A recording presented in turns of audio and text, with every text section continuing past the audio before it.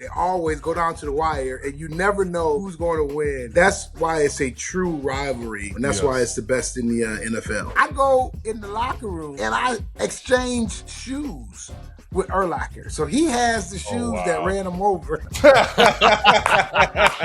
We had to do about 10 takes because they were trying to make me laugh, right? And I had to just fight it, right? What's up, everybody? I'm Cam Heyward, Hayden Walsh, and welcome back to another episode of Not Just Football. We are coming off an unbelievable Sunday night. We finally got that crown in the AFC North, took down Baltimore 26-24 in one of those wild finishes that is going to go down of all time. But today we are joined by the perfect guest to break it down. Ladies and gentlemen, the Hall of Famer, Super Bowl winner, class act, the bus, Jerome Bettis. Thank you for coming on, brother. No problem, man. Thank you for having me. Appreciate it. And you're right. It was an all-timer of a game, and it was appropriate that it was the Steelers-Ravens. That was the only way that those games go. They always go down to the wire, and you never know who's going to win. That's why it's a true rivalry, and that's why it's the best in the NFL. Jerome, that was a crazy finish. What's been the craziest finish you've ever been a part of? We had a playoff game against the Jets. That was a crazy one. Because it kept going back and forth, and they kept missing these field goals, these chip shot field goals. And it was in the playoffs, and we're like, what? Are you kidding me? That was crazy. But unfortunately, I have to bring up the one that was probably the craziest, and it was because of my own doing, and that's why I don't like to bring it up. We played the Indianapolis Colts in the playoffs, and of course, I fumbled the ball at the goal line, and what ensues after that has become a legend. Ben tackles the guy. Then our defense, who played magical the whole time, they came out. They stopped this Peyton Manning-led offense and forced them to kick a field goal to tie the game. And the most accurate field goal kicker in NFL history at the time, he shanks one dead to the right, and it just was like you couldn't believe the moment. So that was the most craziest one of all time, and unfortunately I had a lot to do with it. So it was crazy, and that one is one that goes down in history, obviously, because we went on to win the championship and win the Super Bowl. So that's why that one is even without winning the championship, it still would be crazy because I fumbled on the 1 yard line. How stupid of me! But that was the craziest moment. How did you handle your emotions after fumbling the ball right there? It was bad, man, because you say to yourself that if we lose this game, I'm the reason. And the funny part, though, in retrospect, looking back at it, I fumbled the ball. I'm on the sideline and I'm sick, but I'm a pariah. Nobody wants to sit next to me. You know what I'm saying?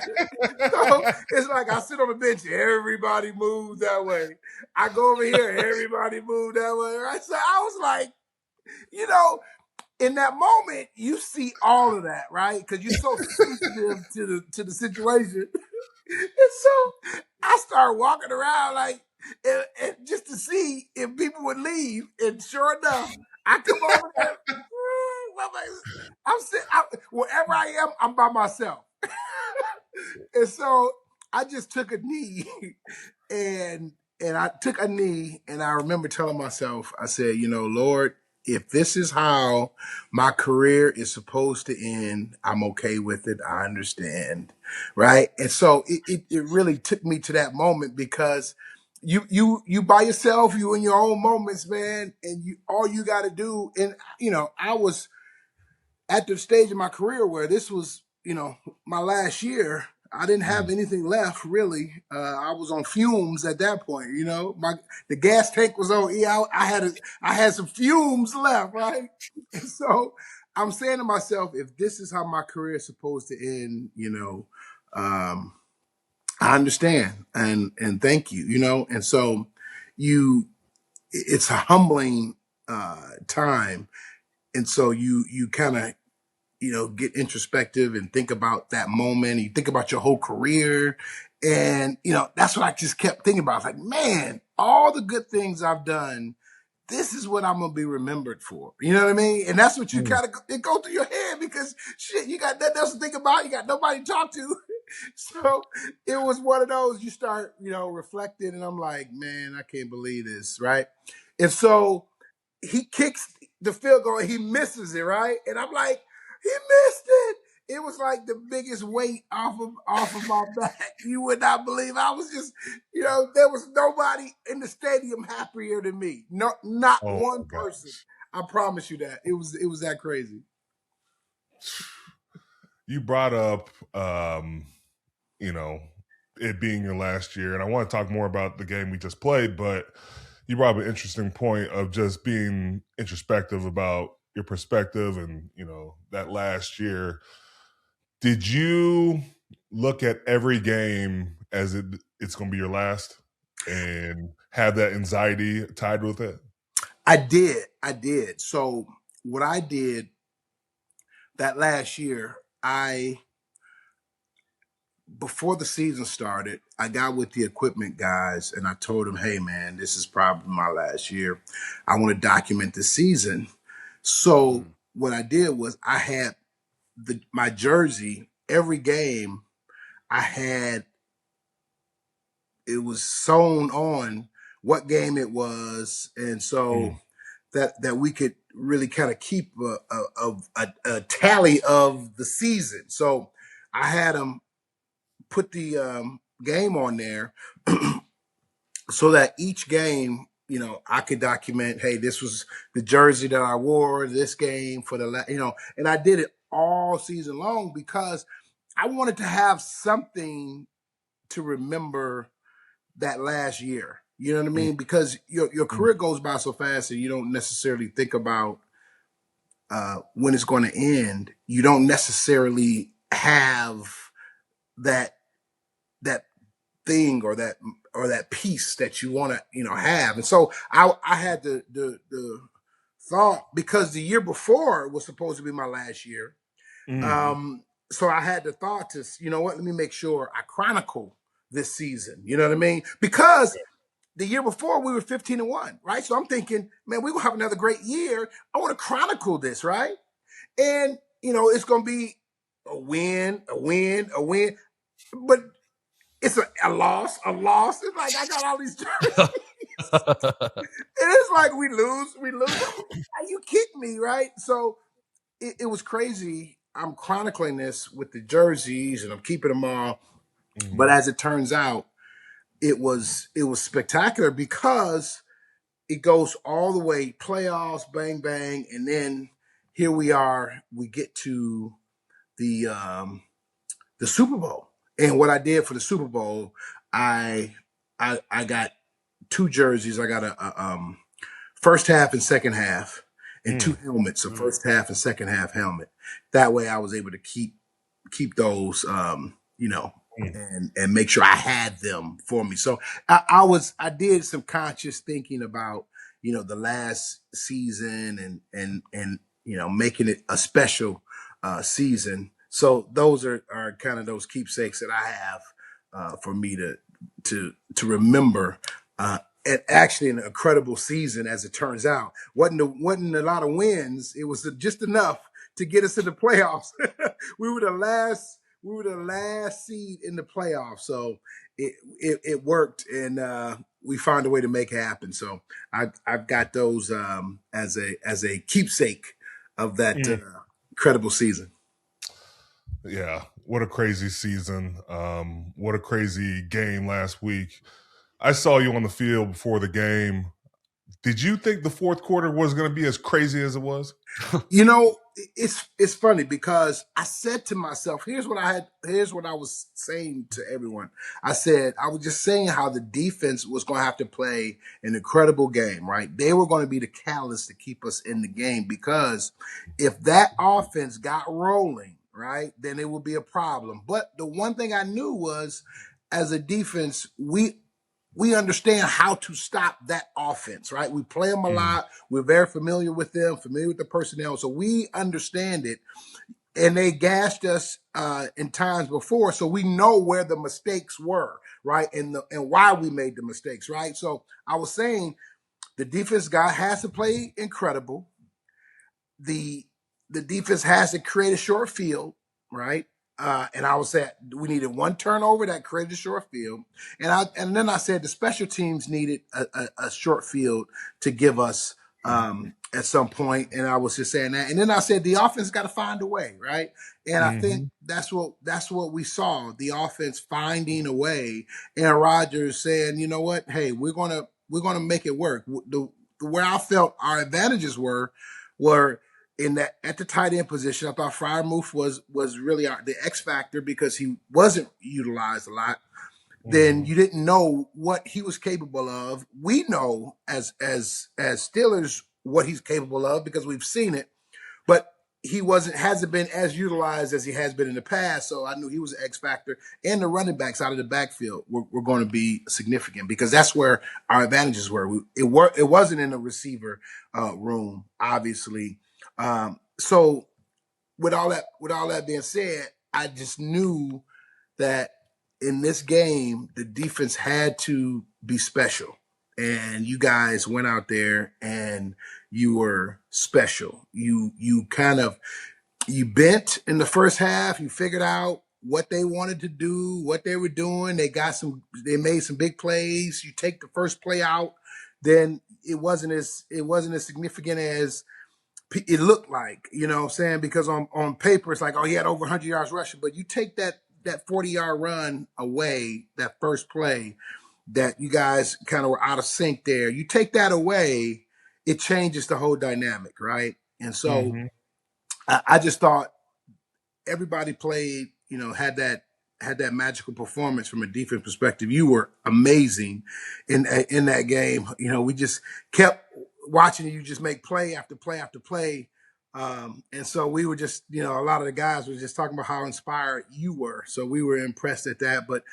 But then Aaron Rodgers made some big plays, right? So it was one of those, a team win that you said yourself at the beginning of the game, I don't know how we're going to get it done, right? You're like, I don't know.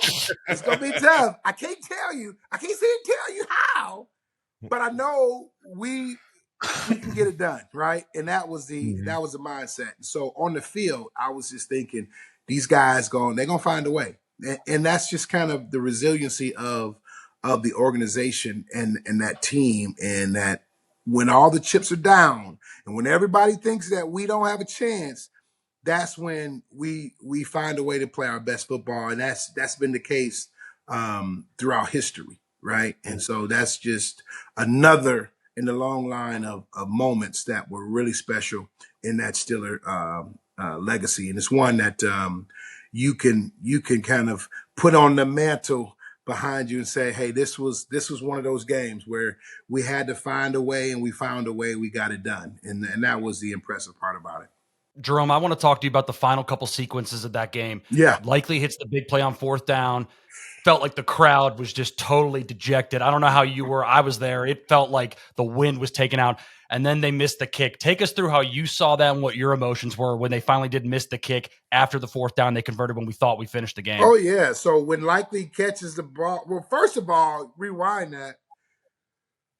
You see some of those other plays that they missed, right? And so you're like, okay, it's coming down to this, right? Yeah, we missed a couple opportunities where we had him in our grasp and he got through, made big plays, right? You're like, so this is the moment. This is it, right? We got him.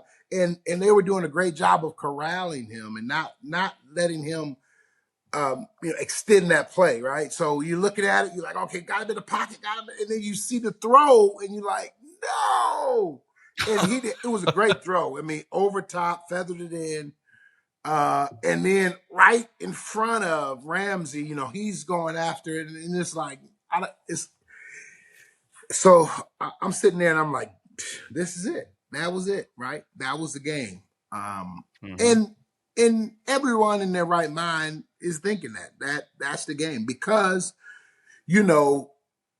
field goals, relatively chip shot distance, I mean, it's fairly long, but not that much long, not that much longer than an extra point, if you will. So you saying to yourself, man, this is it. Unbelievable, right? So just dejected down. And it's just really the kick was an afterthought, right? It's like, this is, it's the formality of kicking it through and then walking off. And, the sickest I was thinking to myself is they're going to be celebrating on our field, right? That's what I couldn't get out of my head. I'm like, I just don't want to see this, right? And so you sitting there waiting for the kick to go through, and then when it came off his foot, it didn't look right. It's like, and to see it going, I mean, you could see it was going right, so it was just like an unimaginable feeling. Like, wow, it was one of those moments where obviously I've lived that, seeing that kick go right like that and winning that game when you probably shouldn't have. That was one of those moments where you like, thank you, we got a reprieve, right? So it was just that emotion. You go from high to all the way to in the toilet, all the way back, like to the point where you going crazy and you hugging everybody, and it was just that emotion, just kind of in two plays. You know what I mean? Two plays. You go from here to the rock bottom to up high again. It was like you left there like, man, that was a game because your emotions. I mean, through the course of the whole game, because it was big plays up and down. And then Rodgers hit the touchdown. It's like, what? And you going nuts, right? Because you're like, we haven't seen this all year. Like, what? Right? And in this biggest moment, you get this, touchdown. So it's just going back and forth. And then you left the game, and it was just like this. Whew. Whew. I'm just glad we came out on top. You know what I mean? It was one of those moments. It was an incredible game. And now we become AFC North champions. Now we got to talk playoffs, though. We've got Houston coming to Pittsburgh on Monday night. What's your feel to this game? And, what's the feel of playoff football in Pittsburgh like? Yeah, so the one thing I will say is I thought the crowd was a bit iffy in Pittsburgh. And I say that in a little bit of a disappointment because our crowd has been phenomenal for decades, right? And this was one of those games where I truly felt that a lot of the crowd didn't feel good about the game, like us winning the game, right? A lot of people went into that game like, I'm here, but I'm here to see us go down. You know what I mean? And you could feel the energy wasn't a true Pittsburgh Steeler, Ravens, end of the season, winner take all game. The energy should have been at a fever pitch, right? And it wasn't that. And I believe, and I was thinking the same thing. Like, man, I don't know how we're gonna get it done. So it was just that fear of we're gonna find a way, we're gonna get it done, right? But it wasn't like, oh, we're gonna kill him. Yeah, blah, blah, blah. It was that concern, right? And I'm sure the fans had that, and it was, you could sense that, right? I believe in this game, the fans now understand, hey, we're going to find a way, right? And it's a different mindset going into this game from a fan perspective, right? Now they like, you know what? we're not going to doubt him. Not going to doubt these boys again, right? We did that, and we got egg on our face. Shame on us, right? And I think this is an opportunity for the fans to come out and show that their love and appreciation for this football team, right, and for this organization. And I think they're going to come out, and I think that changes the dynamic of this game, because what you have to know is this is going to be a tough game. It is, right? But we've seen something like this defense already. We saw a Cleveland Browns defense that was really similar in the sense that they get after the quarterback. They got great cornerbacks. They play really, really physical football, right? So we understand that dynamic, right? So understanding what it looks like, that's not going to be a surprise for us, right? In terms of, oh, what this team. No, we understand it. We get that. Defensively, their offense, we've seen that type of offense before. It's nothing that is going to overwhelm you from that standpoint. You know what I'm saying? It's like any other offense. You get after the quarterback, and obviously you shrink that offense. And their running game is good, not great, right? So you say to yourself, this is going to be a similar game to all the other games that we've played. It's going to be tough. It's going to be physical. It's going to be probably a one-score game that we can win, right? And so that's the exciting part about this. There's nothing in this game that says, well, you got no chance. Absolutely not. This is one of those games where we play our best football, then we got a great chance to win this football game, right? And so that's the excitement about this game, and I think that's what the fans will understand and take with them. And I think that's why the crowd is going to be electric, and it's going to be the crowd that this defense can feed off of and actually utilize in this football game. Jerome, I'm curious, what is the difference between playoff football and regular season football? Is it just the physicality? Is it people are more dialed in? It feels like the Steelers have been playing playoff football since last week. Do they have a bit of an advantage considering the Texans basically took the second half off this past weekend? So what is the biggest difference that's going to be this week for the playoffs? Yeah, so that is 100% accurate that the Steelers have been playing playoff football for multiple weeks, right? Obviously, when they beat the Lions, you knew that, okay, we got to win one of these next two to get in, right? And it's just to get in. So the mindset is you got to win. So now Cleveland, that was a playoff game. We got to win. We lose. Okay. This Ravens game, we got to win, right? So you have that mindset going into these games. So you are in playoff mode. And you do understand that. And the difference is because you are playing with that high level of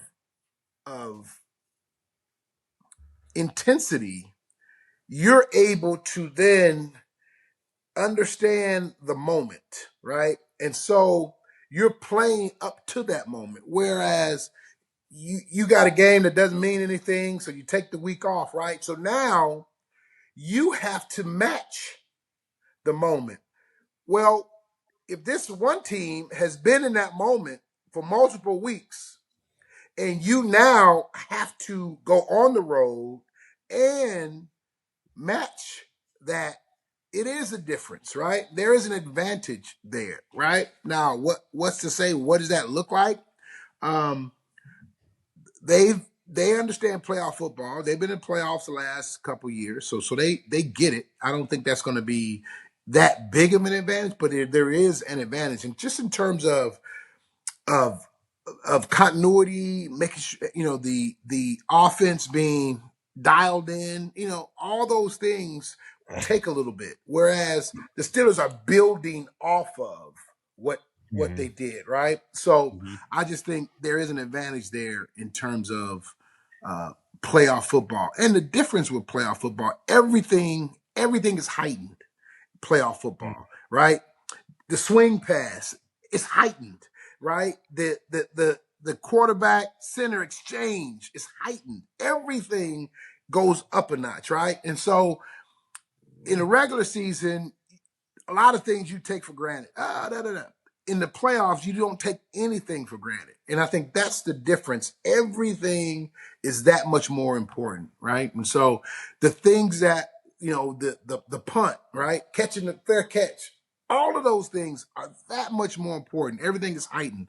So I think because of that, it brings a level of intensity. And you saw that. You see a kicker miss a kick, right? And he's a rookie. He hadn't been in that moment, right? Mm-hmm. And so that's what you got to understand. This young man hadn't been in that moment, right? He doesn't understand it yet.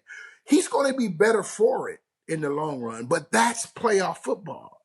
You see what I'm saying? It's for everything, all the marbles. How big is that kick? It's a huge kick, right? Mm-hmm. And so things that we take for granted, in moments like this, you can't take for granted, right? The whole, right? All of that, everything is that much more important, right? And that's why it was crazy when Boswell missed the extra point. You're like, oh my God, right? Mm-hmm. But it's just an extra point. Everything is heightened, and that's what it is in the playoffs. And I think that's why it's so significant. All right, I want to dive into the Steelers' legacy, your legacy. They're a little bit intertwined together. You get drafted by the LA Rams, 10th overall in the 1993 draft out of Notre Dame. You went on to win the NFL Offensive Rookie of the Year in 1993 after rushing for over 1,400 yards. What was your draft day experience like? So mine was pretty cool. I actually went to the draft in New York, and I have a very, very close family. And so my whole family was there. It was just a great moment because my story is so unique in that I should not have been there. And I should not be playing football, period. I didn't start playing football until my freshman year of high school, right? So I didn't even, I literally should not have been drafted, everything that happened was kind of like unbelievable. So I start my freshman year of high school, right? I'm a linebacker. My sophomore year, I played tight end and nose guard, right? I don't play running back until my junior year of high school, right? So I play fullback and linebacker, right? My first time full-time playing fullback and linebacker, my junior year. By my senior year, I'm the number one fullback in the country, the number two linebacker in the country. I've only played these positions for 2 years, right? So then I go to the Notre Dame, and I play fullback, a true fullback, tailback behind me. I play there for 3 years. I get drafted to play a different position. They want me to play tailback. I don't even play. I've never played tailback in my life. I played like a couple games. They put me at tailback because some guys got hurt and stuff like that. I had never played. I didn't even know how to play tailback. I just learned 3 years ago how to play fullback. Okay? So it's like, here I am getting drafted, the 10th pick. It's like, I've only been playing fullback for 3 years. Now you want me to move and play tailback. I've never even done any of this, right? So it's just like, can you believe this? Here I am. My freshman year, I played football just so I can get a scholarship. The only reason I played football my freshman year of high school was to get a scholarship because I had an older brother, older sister, and I knew they were going to college. And I said, well, shit, if I want to go, I need to find a way to get to college, right? I want to take pressure off my mom and dad, right? They trying to get my older brother and sister through college, right? So maybe I can get a scholarship, right? That's what I was thinking. So I go out and play, and then all of a sudden, all this stuff started to happen. So it wasn't one of those where I had played Little League, and oh man, he looks like he's gonna be good. No, nothing. I didn't even play no Little League. I didn't do none of that. So me getting drafted the first, the 10th pick, it's like, are you kidding me? This is a joyride. I'm like, I didn't even. Matter of fact, here's the thing. I didn't even want to play in the NFL. That was never a dream of mine, right? Like, I dreamed to play. I never even thought about it. and here's when it became real. There was a football camp in Detroit. The gentleman's name was Reggie McKenzie. He played for the Buffalo Bills. He went to University of Michigan. He was an offensive lineman. He blocked for O.J. Simpson, the electric company. He was in that group. And he came back and did the football camp in Detroit. And so my sophomore year, I think, sophomore year was my first year to go in there. I went to that camp, and the guys who were coaching, Pepper Johnson, who went to Ohio State, Keith Byers, Chris Carter, all of his guys that he went to college with at Ohio State. Cam, you would appreciate this. All of these guys are the coaches, right? Now, Pepper went to the same high school I went to in Detroit. And so he was coming back. Now, imagine this. I told you Reggie McKenzie went to Michigan. You got Pepper Johnson, Keith, they went to Ohio State. They came back and they're actually coaching the can you believe? First of all, that's like it doesn't happen. So this is a miracle in and of itself that is happening this way. They have so much respect for Reggie that they're actually going to coach. It was just amazing. So we got all these Michigan guys there, and then we got all these Ohio State guys there, and it was just amazing. So I was coached by Pepper Johnson and Keith Byers. For 2 days, I would go with 2 or 3 days. I go with Pepper, and 2 days I would go with Keith Byers because I was fullback and he played. So I got coached by all these great players, and that's the only reason I thought about the NFL. So so for me to get drafted, the 10th pick, I was just like, I'm living a dream, really, because I had no plans of this happening. So my career was kind of like incredible. And then my first year, I don't even play. I don't even start the first 3 weeks. I get a little bit of playing time. So I don't start until week 3 or week 4. We play the Steelers. And my rookie year, we beat up on the Steelers. And that was really super important because that's when the Cowher and everybody saw me and was like, wow, this young guy's a stud. And then they had an opportunity to come get me 2 years later. But, I didn't start my first 2 or 3 weeks. And then I have an incredible run where I get 1,400 yards in 13 weeks or 12. I mean, it was just some crazy. And so my career was just nuts because I didn't even plan on it. Not at all. That's nuts. And then you go on to win Offensive Rookie of the Year. Yeah. That's unheard of. Here's another funny story. After that year, I go to the Pro Bowl.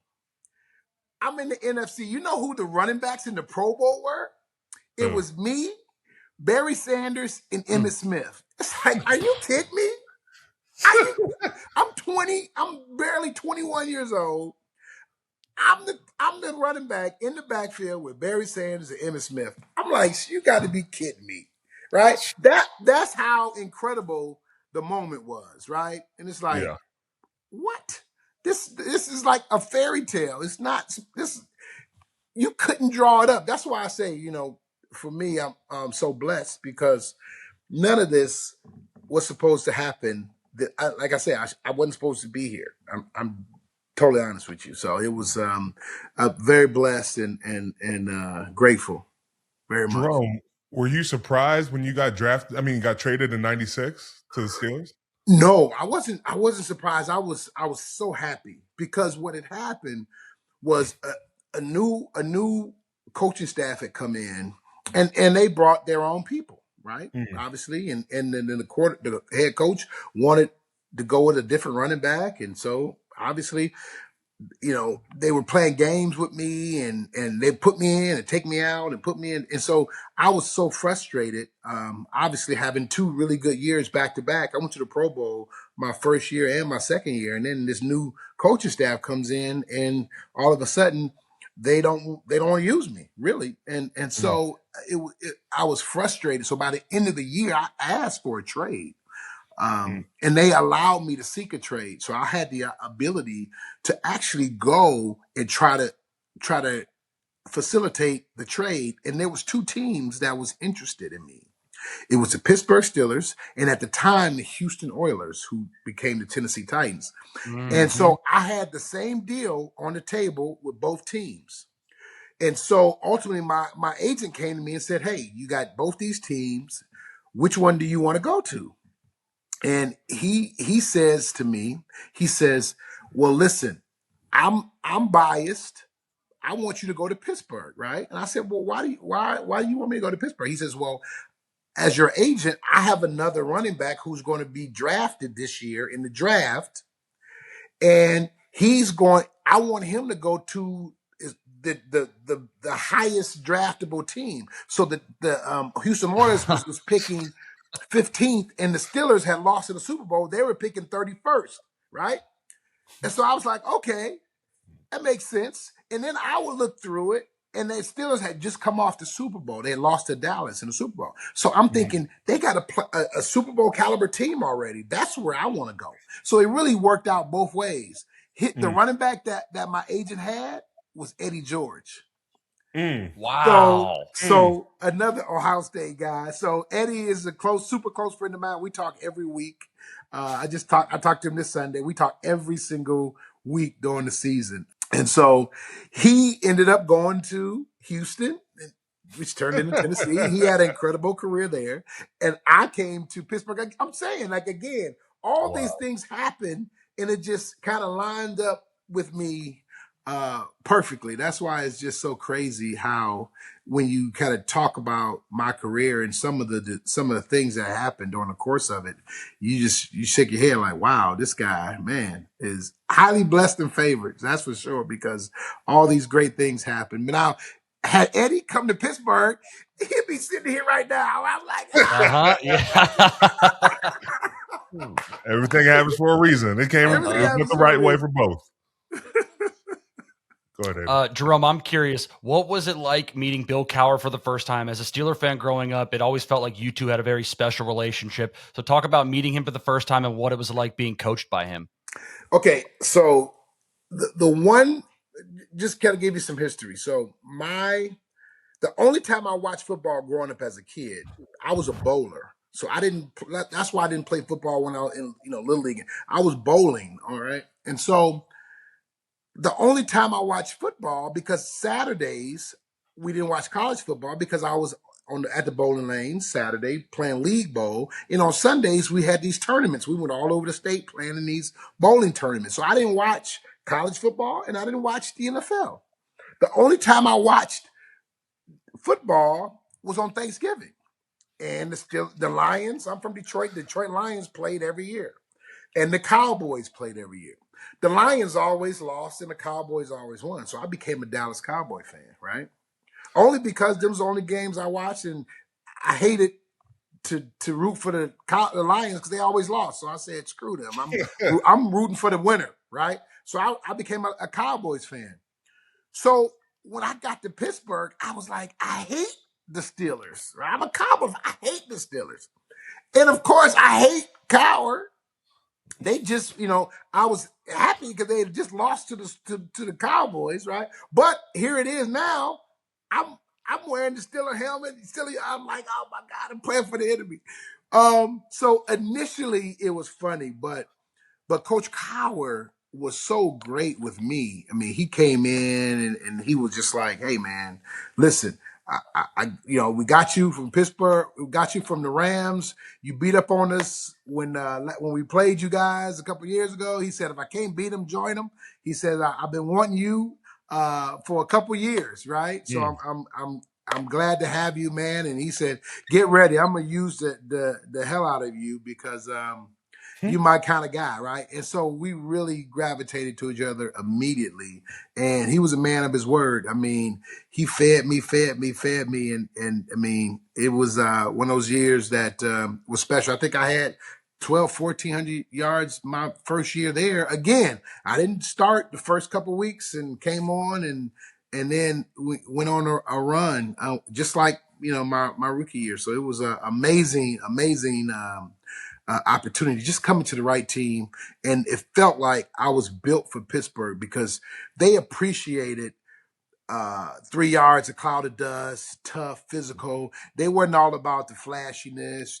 They wanted grit and toughness, and that's what I came and provided. So it was just kind of like the perfect combination for me to come into an organization that loved a physical running style, and then a city who was a blue collar town who loved the blue collar guys who were in the trenches that got it done. So that it just made me coming to Pittsburgh a great opportunity and a great fit. Jerome, we've had a cast of characters in that locker room. What was it like that made y'all's locker room click? You had Troy, you, Hines, Joey, Ben. What made that locker room click? What made our locker room click was we enjoyed being around each other. So what we did, and it was crazy, like we would go to Dave and Buster's and we would do all this kind of stuff. And, usually you have 8, 9 guys. I mean, we had 25, 30 guys, right? It's like, whoa, wait a minute. We got too many guys, right? We was expecting to only have 10, 15 guys, but it was just guys just like being around each other. And that's when all the things in the locker room started to happen. We started to play all these games in the locker room because we wanted to be around each other. Nobody wanted to go home, right? So that's how all those locker room games were invented. And so they tried to do more and more and more of that. And I know they had them in there. I guess they've since taken some of those things out. But that's kind of how all that happened, because the guys just wanted to be around each other so much. We start playing games in the locker room and doing all kind of crazy stuff just to be around each other. And it really resonated to the football field because we were playing for each other. And I think that was the special bond that those teams had. And that's why I said we still in communication now. We these chats and threads with all of these guys. We got maybe a thread with like 20, 30 guys that just commenting on the game and talking about it. Just really it's just about being that togetherness that those teams had, and being in that locker room, right? And being a part of something special. And that's what really made us unique group, because we wanted to always be around each other. You talk about games, but I heard in practice, you and Peasy used to go back and forth every practice, just talking shit about, every play to see who could get on each other's skin. Yeah. So we were the catalyst. So what would happen would be funny. One day we'll come out and the defense will get the best of us, right? And Coach Cowher, he would come by me. He'd be like, "Damn shame to see that offense get their ass whooped by the defense yesterday," And I'm like, "What? What you say?" And he like, "Oh, no, I was just saying. I mean, I was just watching the film, I'm like, "What?" Right? So, okay. So I go to the office. "Hey guys, listen, we got our ass whooped yesterday. They over there laughing, joking about it. Woo-doo, and let's give it to them today, right?" And so we go out there and go crazy on them, right? And then Coach Cowher would do the same to Joey. "Hey, Joey, man, woo, offense kicked y'all ass yesterday, man. It's a shame." They laughing. And then it just get wound up. And so that's how we would go, because we wanted to show out on the other group, right? And Coach, he was just the great manipulator. He was right in the middle, and he knew what buttons to push. But just we were competitive, and, we wasn't going to take nothing from them, and they wasn't going to take nothing from us. So it just made for lively practices, right? And so we got that enjoyment of competing, right? And so we were close. So then it was bantering the wide receivers, and they were talking shit to the defensive backs, right? And they're like, yeah, okay, we're going to lay you out. You come across the middle. And Hines is laughing. And, yeah, okay, I'm going to knock you out. And now you got all the groups talking, right? Offensive line talking. Yeah, all right, come in here with that weak shit. You see what happened, right? So you got guys going, and, the running backs talking about, I'm going to chip your ass. You get on that edge, Joy. Get on that edge, see what happened, right? And so it just got so much banter, man, and the practices became high energy, right? And then what it did was it elevated us from a team perspective, because now our practices were sometimes more impactful than some of the games, right? And you know how that Mm-hmm. works. So it was great to have two guys leading the charge who understood it. And I understood the dynamic. It was about creating energy in practice, because that's the hardest part, man. Getting up for it's week 14. Man, we've been doing this shit for 20 weeks, right? We tired, right? How do Yep. you get guys going, right? Get them going. Hey, man, they talking shit about us. What? Yeah, they said you was weak. What? They said me.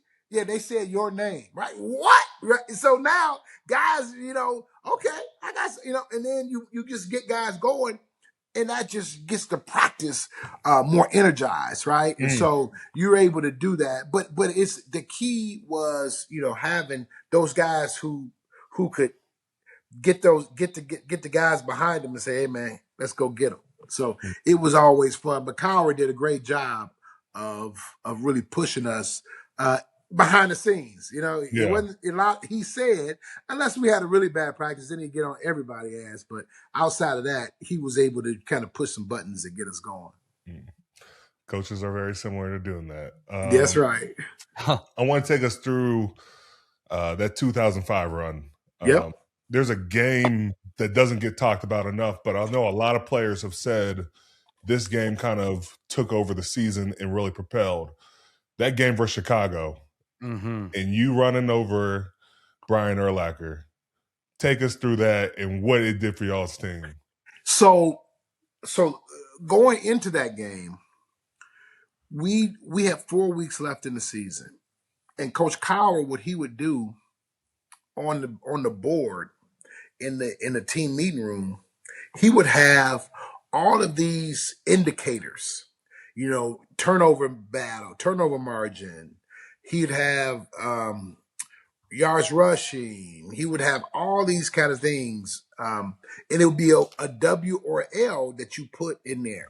And it really kind of would tell you, if you won more of these, then you usually won the game. So you would have W's, L's. And he did it every week. So you had 18, at the time it was 16 weeks. So you had 16 games, and they do it each game. So you have this long running list of how you've been faring. Well, we got the Chicago game. We come into the team meeting room. He erased the whole thing. And this was an intricate board with all this shit from, week 1 to week 16. And we had been doing it every year. This wasn't something that we just did that year. We did it every year. Well, he erased all the shit, and on the board, all it said was Chicago. In big letters, Chicago. Like, whoa.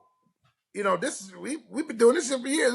He was like, this is it, Chicago. It's the only game that matters right now. And then what it did was it brought our focus from the whole season to right here, one game. So now we just putting our head right in here. This is it. Just focus right here. And so for us, we understood that the whole season came down to this moment right here, Chicago. So we were playing that game with desperation, right? And so that was the mindset. So we get out for the game. Now, Chicago had the number 1 defense, I believe, in the league at the time. And Urlacher was the MVP of the league, that kind of thing. So this was a big game, you know what I'm saying, right? Yep. So we get to the game, and then it starts snowing, it's muddy. And so it's like, because the field had kind of like froze over, but they had the heat cores in it, so it got muddy, and so it got nasty. So the first half, I didn't really play because they were playing. I wasn't starting anyway, and so Willie Parker was struggling, footing wise, because it was nasty out. So in the second half, Coach said, "Hey man, I need you." Right? And he's like, "Hey," I said, "Hey man, I got you." I said, "I'm a mutter. My mutter's a mutter. I'm a mutter." Right? So I was like, "Let's go." Right? And so we get to going, and now we kind of trying to impose our will. You got to remember, if we don't win, we done, right? With 3 weeks left, it's like we were so bad that we got to the point where we had to find a way to get it done. So here we are scrapping, trying to make it happen. And so, as it turns out, we fight. Our defense, everybody kind of playing the game, and then they start giving me the rock, right? And I just start pounding. And we get to the point late in the game, and we going down, and this is really to close the game out, right? We can get this, we can go up, I think, by 14 and really close the game out. So this is we imposing our will, we having a big day, and they call this counter play.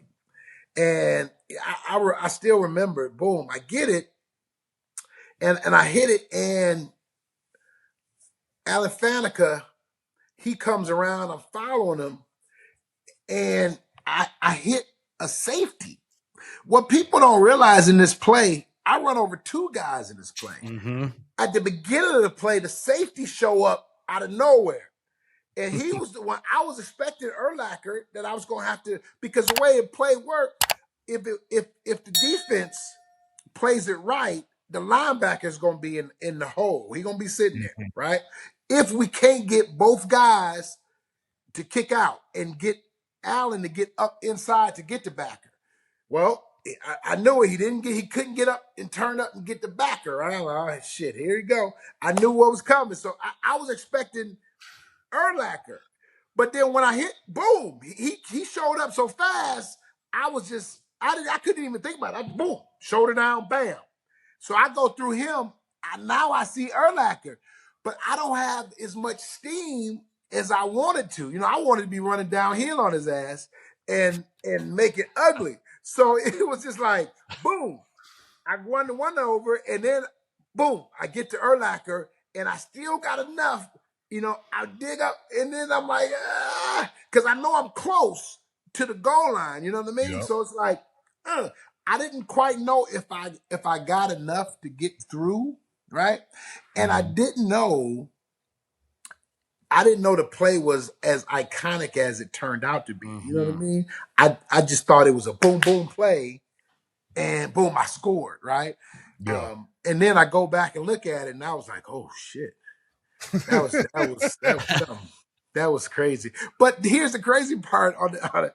I go in the locker room, and I exchange shoes with Urlacher. So he has the shoes that ran him over. He got the shoes that ran him over.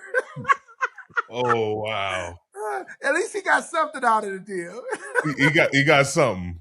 Because for years and years, he didn't want to sign the picture. It's an iconic picture of me running him over. Mm-hmm. So he does these autograph shows just like we all do, and they always want him to sign the damn picture. He's like, I'm not signing that damn picture, right?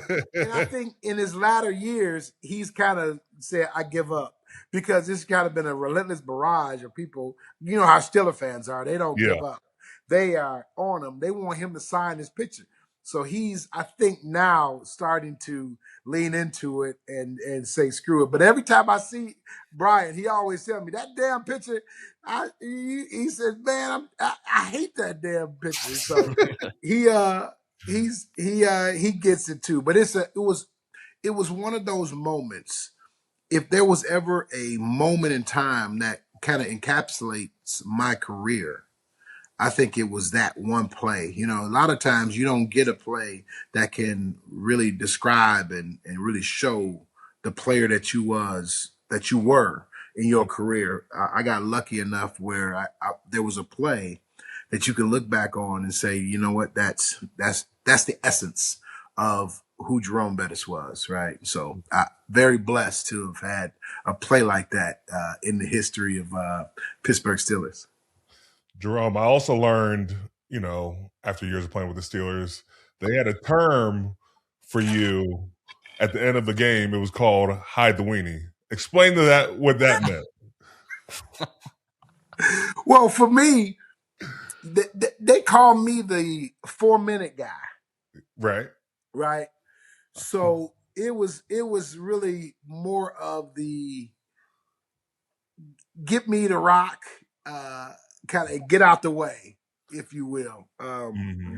So I was a big guy, you know what I'm saying? So it was kind of like, once you stuff it in, then it's missing, it's hitting because of my loving stomach area. So it was always kind of, so you give me the ball and it's missing, it's gone, right? So it was kind of stuffing me up with the rock late in the game because all the guys would on the sideline be saying, it's Bussy time. It's Bussy time.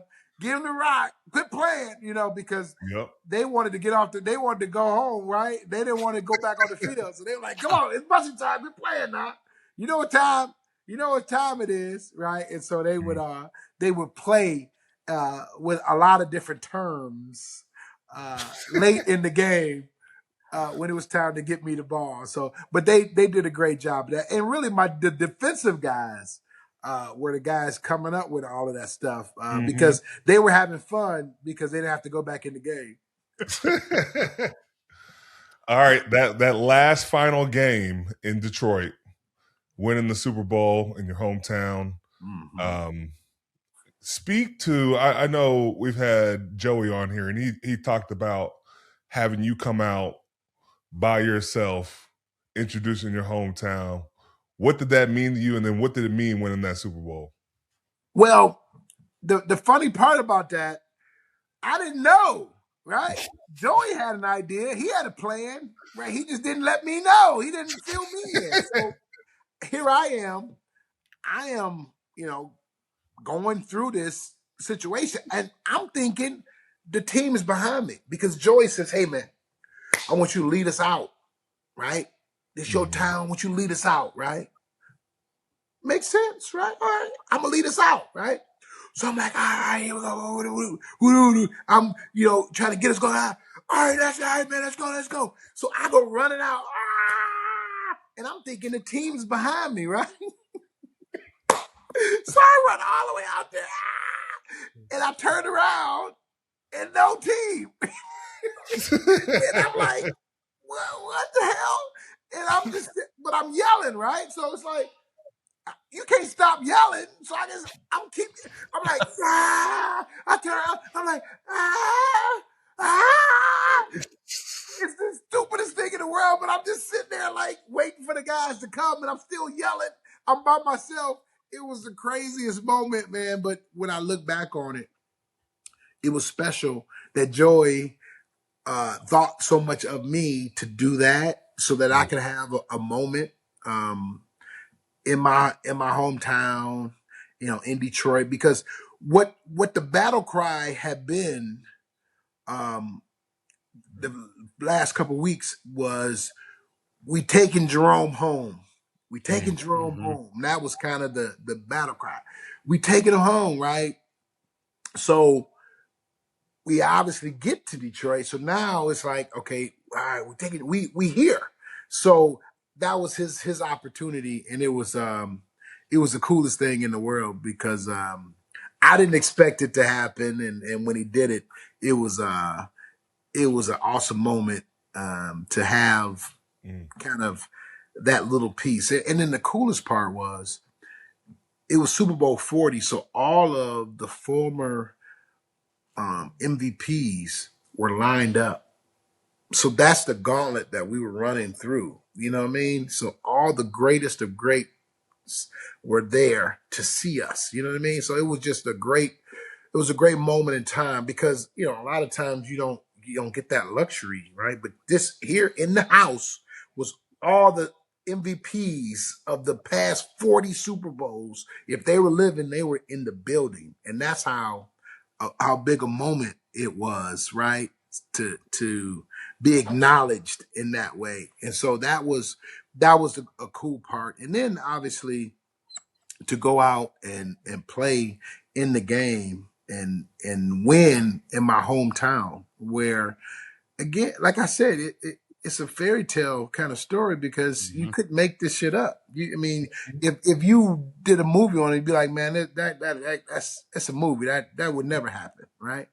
But it happened. It's like I get a chance to end my career in my hometown where I started. It was the coolest thing that you could imagine, and then to actually win the game and to retire on the podium, it was a magical ride and a moment that obviously I'll never forget. Being able to celebrate in my hometown with my parents watching and being able to see it, and subsequently lost my father that Thanksgiving. And so, but he got a chance to see me win a Super Bowl. So it was the most incredible thing ever. So it was a special, special moment. All right. Last question for me, and I'm going to let Hayden finish up with the game. I remember the first time I met you. Do you remember where we were? I remember meeting you at Best Buy in Atlanta, Georgia, with your dad. Yep. You were a little guy, knee high. I mean, amazing. I met you and your brother. Yep, Corey was there. At Best Buy in Atlanta. I remember that. I do. And you know what my brother said? No. He said, that's the guy from the Campbell soup commercials. Are you kidding me? Man, I don't know what it was, but that was what resonated with my brother. And so now my question to you is, what was it like being a part of the Campbell soup commercials? Because I feel like you started it and you grew that brand into something it wasn't before. Yeah, it was pretty cool because one, it became iconic, but two, my mother was the first mother kind of that was on it. And so they kind of created a whole nother deal where now the moms, you started to see the players' moms on it. Well, my mom, she was the first. I mean, it was just great because obviously, with Pittsburgh, we're a blue collar kind of city, a blue collar team, and not necessarily the darlings of the NFL, if you will, like the Dallas Cowboys, or when the Giants are really good, the Giant, they're in New York and stuff like that, or the 49ers, right? And so the Steelers, we got attention, but to get some national love like that was really cool because it put us on the map, like as a team that, hey, you need to kind of make sure that you get a Steeler involved in this or that. So it became a thing to make sure the Steelers were represented, if you will, right? So that was the moment where that it kind of came to the forefront in terms of the celebrity, right? And so it's crazy because when I was playing for Notre Dame, it felt like we were rock stars because everywhere we went, there was always a crowds. There was always people. I mean, all these different cities we would go to, it was just like, 1,000 people at the hotel. When you're like, whoa. So I had gotten used to it. But then when I went to the Rams, it was not like that. I mean, if your mama wasn't there, nobody was there. Right? And then I come to Pittsburgh, and then it's like that again, right? It's like, the fans, everything's crazy. But it wasn't like that on a national scale, right?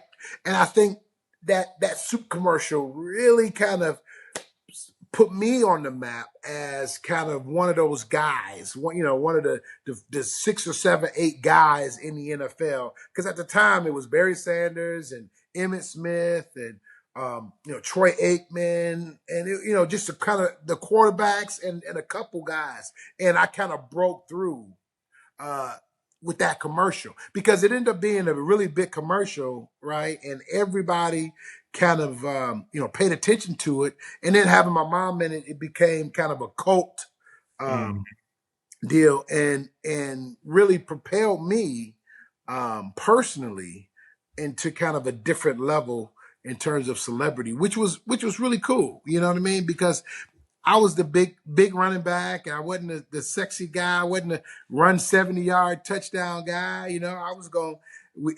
I'll get there. It's just gonna take a little while. You know. So it was great to get that notoriety, and then it started to go kind of crazy after that, and then the bus nickname that started to really take off as well. So then it became kind of a big deal. The celebrity and the bus piece of it, people started to really use it, and then it became bigger and bigger. All right, Jerome, before I play my game, I want to ask you about a teammate you had who was the Super Bowl MVP of Super Bowl 40, Hines Ward. He's been up for the Hall of Fame several times. I personally think he should be in, arguably the greatest blocking wide receiver of all time, and he's got the numbers. Talk about what he meant to those teams and how much was his physicality appreciated by the offensive line and yourself, knowing that's how you guys like to play. Well, Hines was a great story in and of itself. I think he was like a third-round pick coming out of Georgia. And it really was an afterthought. He was kind of like they were looking at him like just as a special team player. He came in and he was just dynamic on special teams, right? I'll never forget. He came down and just boom, dropped somebody. And then Coach Cowher was like, "Man, I like this guy." And then because of his special team heroics, they said, "Let's see what he can do on the field." And then he gets on the field, he started making, he caught everything, right? So they were like, wait a minute, we got something here. And his kind of career was meteoric, right? But he did something that was uniquely different. Like, he blocked to the whistle as a wide receiver. And you were like, wait a minute, this guy is tough. He does it all, right? And so he started to really hone his craft in, and you saw him get better from like his rookie year, his next year, to the point where he became a perennial Pro Bowler, right? And now he became one of the best in the league. And so to see his career go the way it went, it was a testament to him as a hard worker, sacrifice, and doing all these things. And so now you look at his career in its full totality, and you say to yourself, he deserves to be immortalized in the Hall of Fame because of what he was able to do. And a lot of people, they kind of just classify him as he was a blocking wide receiver. No, he wasn't. That was on top of all the other great things that he did that separated him from other wide receivers. He did all the things they did, and he was an incredible blocker, right? And did all those things. So he brought a new, and it's one of those things that you don't get credit for, right? You get credit for catches, you get credit for yards. You don't get credit for incredible blocks down the field that created another 20, 30 yards for me or sprang me for a touchdown, right? And he started in an era where we threw the ball 20 times. 22 times, or maybe, if you're lucky, right? I would run the ball 35 times, right? So we maybe throw it 25 times, and he maybe gets 5 balls. Where now we're in an era where if you get 5 balls, that's a bad day. Yeah. Right? And so his numbers are skewed because he came in an era, he played in 2 eras. He played in the era where we ran the ball predominantly, and he got a little bit of opportunity. And then when Ben came, it changed, and we became a throwing football team. And so he got both eras, but unfortunately, his numbers aren't the same as some of the guys that played entirely in a different era. So I think people look at him not the right way. And he's one of those guys that's so deserving to be in the Hall of Fame. And it's unfortunate that they're not seeing what he was truly capable of and what he meant to our team and to the game. Hines for Hall of Fame. Yep. All right, Jerome, we like to play a game here with our guest. It's called This or That. I'm going to give you 2 things. You got to pick one, all right? Okay. It's this or that. Right, game you enjoyed more, the Bears game where you trucked Brian Urlacher, or the Raiders game where you had 3 touchdowns with 1 rushing yard? It'd be this. It'd be the Chicago game where I trucked Urlacher because I had 100 yards in the second half, and I only had 1 yard in the Lions. That's an incredible stat, though, Jerome. 3 touchdowns on 1 yard is an insane. It's an insane. It's an insane stat, but as a running back, you're like, shit, I lost yards. That's true. That's true. All right, better athlete, Rod Woodson or Cordell Stewart? Wow. Ooh. Wow. Great question. I would have to go with just go with Cordell Stewart by a nose, only because he threw the ball as well. I mean, Rod Woodson was incredible. Run, jump, he could do it all. Multiple positions. He went to the Pro Bowl at cornerback and at safety. He was incredible as an athlete. But I'll give the nod to Cordell only because he played receiver. He got but he also was a quarterback, threw for 4,000 yards. So I got to give him the nod because he could throw it. All right, who was faster, Willie Parker or Ike Taylor? Ooh, I would have loved to see that race. Wow. It depends on how far we race it. Okay. That's a good one. Shit. 40-yard dash. Who's winning the 40-yard dash? Because I saw Ike ran like a 4.2 at his pro day. So, and I know Willie's like historically fast too. I'm gonna have to I'll give it to Ike, but that's one I want to see. I would have loved to see them line up and go. All right. Better atmosphere, Three River Stadium or Hines Field? Three River Stadium. It used to rock because they had the section behind the team. It was a baseball stadium. So when they configured it for football, they had a full section. The whole entire, imagine a section behind the bench was on rollers. So when the stadium was jumping, it was rocking and it would hit the ground and you would hear it boom, boom, boom. And it was just incredible, the sound, because literally the whole place would be shaking because a section would be bouncing and the other section on the other behind the opposing team would be bouncing and you hear this rocking. It was insane and it was enclosed. So everything was on top of you. It just was, the sound was much different at Three Rivers than it was at Acrisure. Hines, Acrisure, whatever it is now. Yeah. All right, last one from me. Would you have more fun doing the Campbell's Chunky Soup commercials or your brief appearance on The Office? Ooh. I'll say my brief appearance on The Office because my mother was there with me. But The Office, it was incredible. A funny story about that. My daughter, right? My daughter, she was 1 year old when I retired, so she didn't get a chance to see me play. So I'm just dad to her. Well, she was in high school, and I was not, to her, in her eyes, I wasn't a cool dad at all. So her friends, they start binging on old episodes of The Office, right? So she comes home one day, and she's like, Dad, you never told me you were on The Office. I was like, oh, that was years ago. She was like, we watched. My friends think you're so cool. I became cool only because of an episode of The Office. That's like my claim to fame now with my daughter. That's when I went into the cool stage of being dad. So it took the damn Office for me to become cool with my daughter. All right, well, I got a better question. Who had a better appearance on The Office, you or Aaron Rodgers? Oh, that's a good one.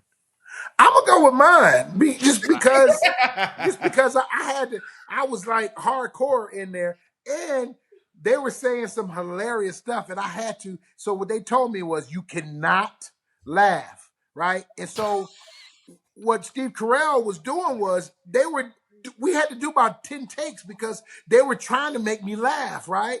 And I had to just fight it, right? They were coming up with some crazy stuff, right? But I had to no. And so it took some true acting to get through with those guys, because they are hilarious, man. All right, I want to say thank you to Jerome. Before we end, though, you have a foundation called the Bus Stops Here. Explain to everybody and tell everybody what you're into right now. I have the Bus Stops Here Foundation, and our goal is to work with underprivileged and at-risk kids. And what we do, our big program is called the Cyber Bus Program, where we take an actual bus, and we've got 2 buses now. And what we do is we retrofit them with bays where kids can come in and learn computer literacy. And what we do is we take them to the communities where it's most needed. We're in the urban area in Pittsburgh. We're in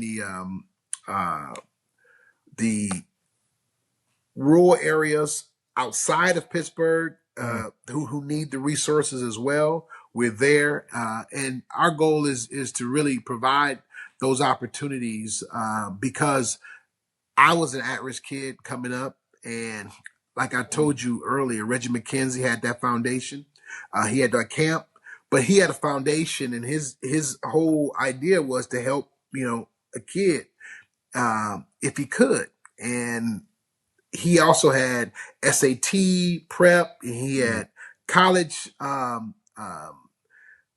trips that he would take kids on. And so that foundation really helped change my stripes and my trajectory in life. And so I said to myself, if I ever got an opportunity to do the same, I wanted to make that impact, because I know how big that impact was made on me and how it changed my life. So I said, if I can do that same, and if I can help impact one kid, then I'll make the same difference that he made. So that was the reason why, and that's been my challenge. And so the Bus Stops Here Foundation is about 30 years strong, and we've been able to really impact a lot of kids' lives in the Pittsburgh area and in the Detroit area. So I'm really proud of it and proud of what we've been able to accomplish.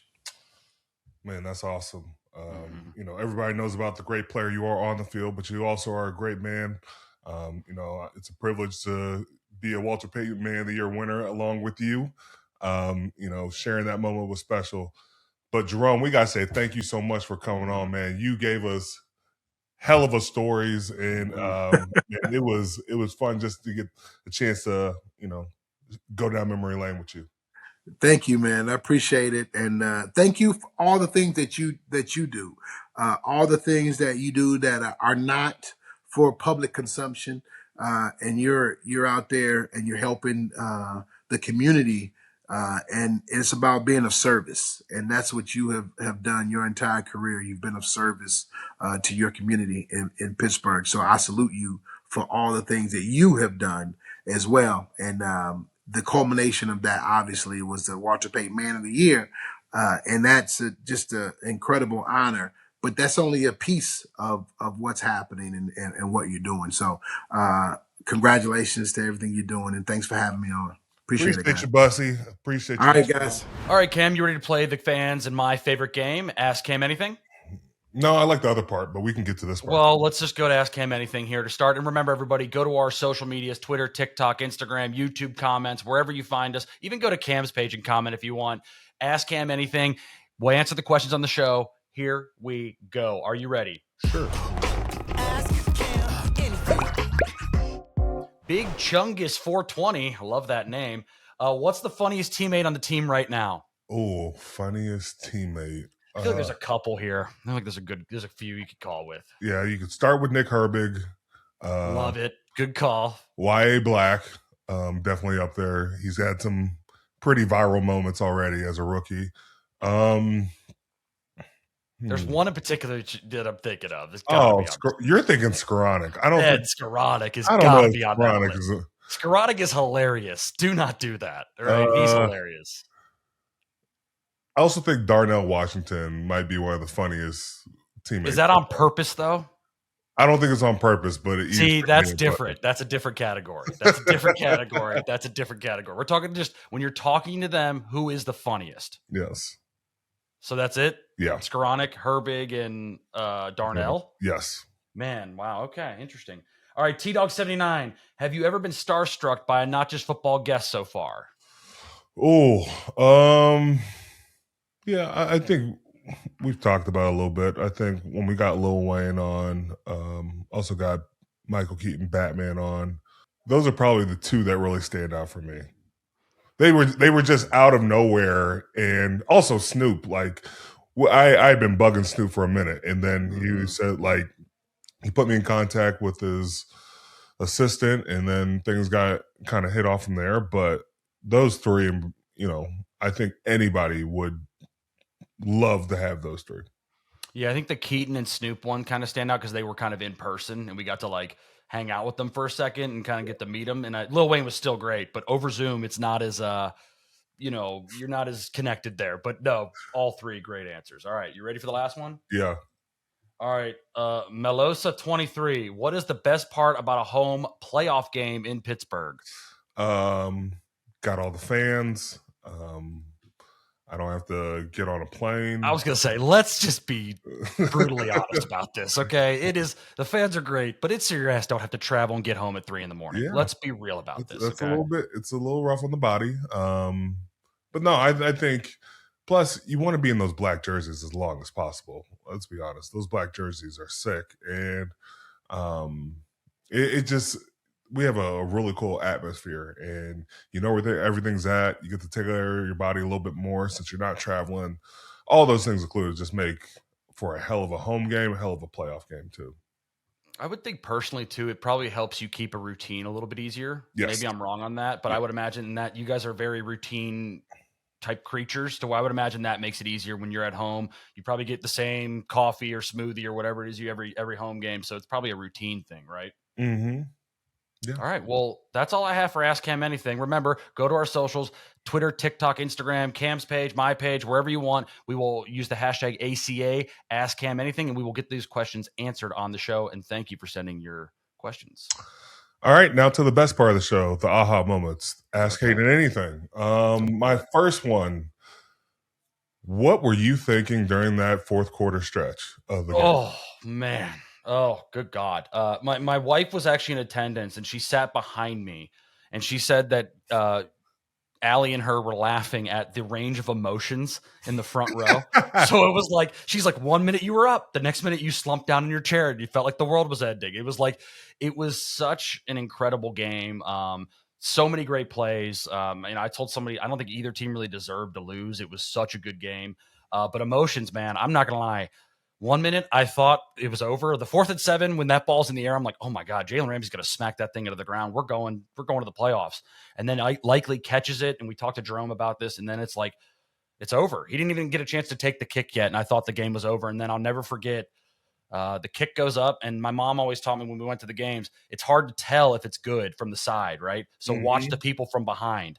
And the fans started going nuts. And we all kind of just looked at each other like he missed it. And then pandemonium, man. I'm hugging everybody that was ever near me. It was an emotional roller coaster, and just very happy. It was an incredible game, though. You've asked me this, but what has been your favorite moment of the Steelers this season? Oh, probably that. Probably Sunday. I'm trying to think of one that might even rival it. Just the atmosphere was crazy. The what was on the line. It just felt like, I don't know. It felt like playoff football. That was probably the moment. I think it felt like nobody was giving you guys a chance, and also no one's giving you a chance the next couple of weeks anyway. So it's kind of the same feeling. But man, I think it's that one. That one was awesome, man. That was great. Okay, and this is a personal one we've been talking about. You've come up a couple times this year. And you've explored Pittsburgh.